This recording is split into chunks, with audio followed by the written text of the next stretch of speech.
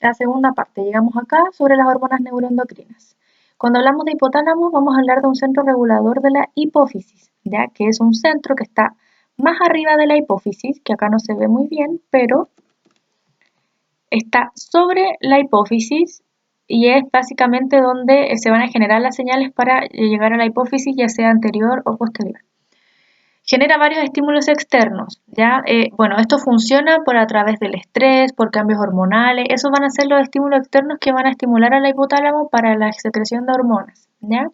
Y estos van a secretar factores de liberación que son hormonas hipotalámicas. La glándula hipófisis, o también llamada la pituitaria, se divide en dos partes, en una hipófisis anterior o adenohipófisis y en una hipófisis posterior o también llamada neurohipófisis. La hipófisis anterior recibe hormonas desde el hipotálamo y la hipófisis posterior recibe proyecciones de neuronas hipotalámicas. Ya cuando se refiere a proyecciones es que se llegan a la neurohipófisis solo mensajes, ya a lo mejor básicamente aquí lo que no llega son hormonas, ya solamente el mensaje. Es como un estímulo que se produce.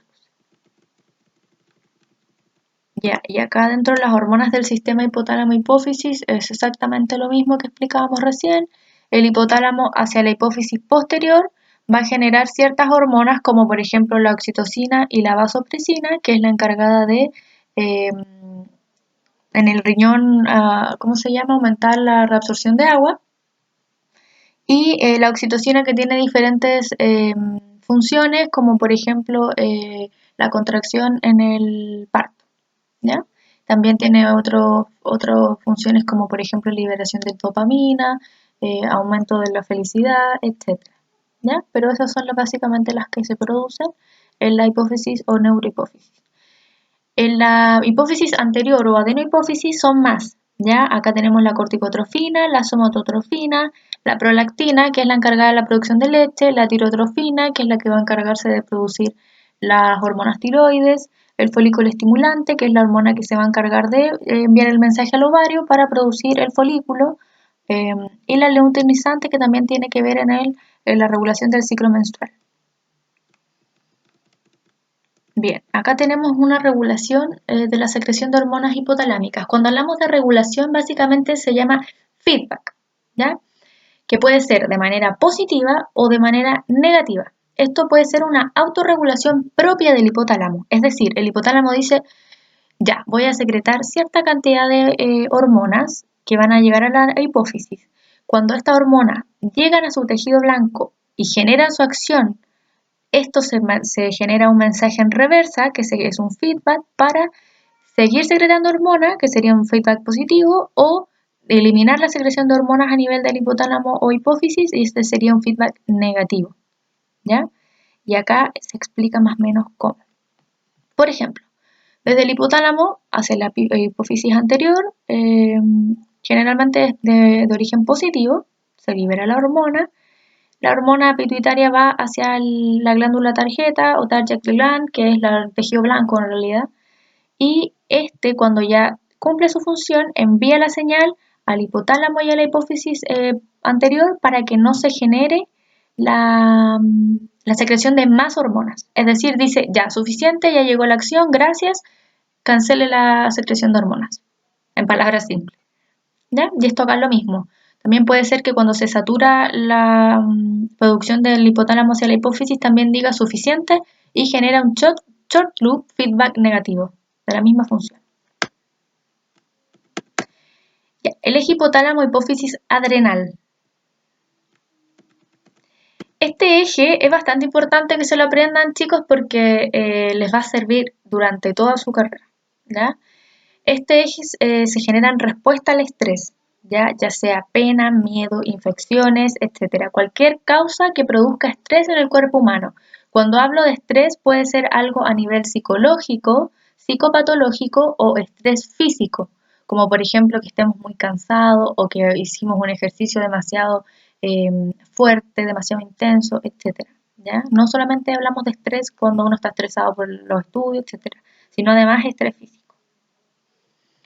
El hipotálamo, que va a generar la hormona liberadora de corticotrofina o la CRH, que esa es otra hormona, va hacia la hipófisis para liberar la hormona adrenocorticotrofina, que es la ACTH, ¿ya?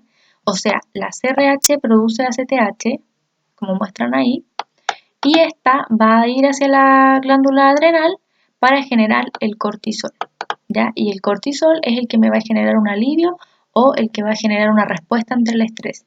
¿Cómo? Esto puede ser aumentando la liberación de glicemia, etcétera, ¿ya? Por eso los corticoides de repente son muy peligrosos porque no se pueden ocupar en todas las personas, porque si no empieza la retención de líquido, etcétera, ¿ya? Genera varias cosas positivas, pero también varias cosas negativas el cortisol. Ojo con eso. Bien, y acá tenemos la regulación de este eje. ¿Cómo se genera? A través del hipotálamo se genera la acción, que por ejemplo en este caso es el estrés, llega hacia el hipotálamo la señal de que el cuerpo está estresado, se genera los diferentes factores de liberación o las hormonas hipotalámicas, que en este caso es la CRF o la CRH, va hacia la hipófisis, se genera la ACTH y envía la señal para ir a la corteza adrenal y generar el cortisol. Este cortisol, como les decía recién, puede generar gluconeogénesis, como les decía que aumentaba la glicemia, movilización de proteínas, movilización de grasas, estabilización de lisosomas. ¿Ya? Además, dice acá que la síntesis del ACTH en la adenohipófisis proviene del procesamiento de una proteína precursora de mayor tamaño llamado proopiomelanocortina. ¿Ya? Esto es para que ustedes lo sepan. Esta es la que va a actuar en la corteza suprarrenal. Bien, en la glándula adrenal también vamos a tener que la ACTH va a estimular la liberación de cortisol, que es lo que conversamos recién.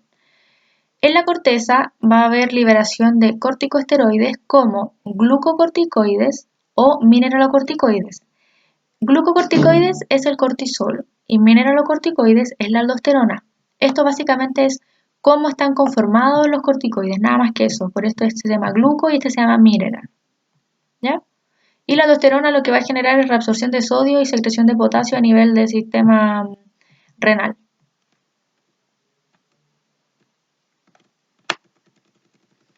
Bien, el cortisol es sintetizado a partir de colesterol, ¿ya? Por eso es que se genera movimiento de grasas, movimientos de proteínas, de gluconeogénesis, porque se secreta a través del colesterol, el que participa en el metabolismo de azúcares, grasas y proteínas, que ustedes también ya lo saben, ¿ya?